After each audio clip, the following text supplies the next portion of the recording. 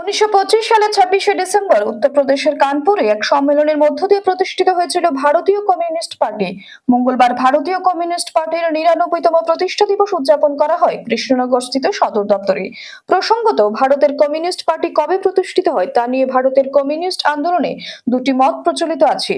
CPI 1925 সালের 26শে December তারিখটিকে দলের প্রতিষ্ঠা দিবস হিসাবে ঘোষণা করেছে, কিন্তু সিপিআই ভেঙে গঠিত দল ভারতের কমিউনিস্ট পার্টি মার্ক্সবাদী সিপিআই মনে করে সিপিআই প্রতিষ্ঠিত হয়েছিল 1920 সালের 17 অক্টোবর। এদিন জনগণের উদ্দেশ্যে বিজেপি শাসিত সরকারের সাম্প্রদায়িকতার বিরুদ্ধে রুখে দাঁড়ানোর আহ্বান জানান সিপিআই রাজ্য সম্পাদক মিলন বৈদ্য। 90 বছর আগে উত্তরপ্রদেশের কানপুরে বিশেষ সম্মেলনের মাধ্যমে ভারতের কমিউনিস্ট পার্টি সৃষ্টি হয়, প্রতিষ্ঠা হয়। আজ আমাদের 99তম পার্টির প্রতিষ্ঠা দিবস।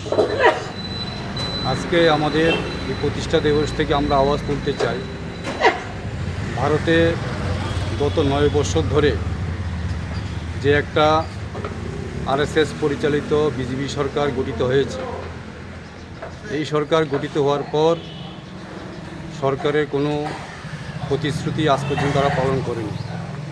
দিন দিন বেকারত্ব বেড়ে চলছে এবং রাষ্ট্রের যে রাষ্ট্র ক্ষমতা তারা দখল করার পর রাষ্ট্রায়ত্ত যে সংস্থাগুলি আছে একের পর এক তারা বিক্রি করে দিচ্ছে, দেশকে মোটামুটি দেউলিয়া করে দিচ্ছে, ধর্মের নামে দেশকে ভাগ করছে, একটা সাম্প্রদায়িক সুশ্রী দিচ্ছে গত 9 বছর ধরে, এবং হিন্দুত্বর নামে যে এক উগ্র হিন্দুত্ব তৈরি করছে আমাদের দেশে এবং ধর্মের নামে যে একটা বিভেদ সৃষ্টি করছে, এর বিরুদ্ধে মানুষ যাতে সোচ্চার হয়, আজকের এই 99তম পার্টির প্রতিষ্ঠা দিবস থেকে আমরা এই আওয়াজ তুলতে চাই।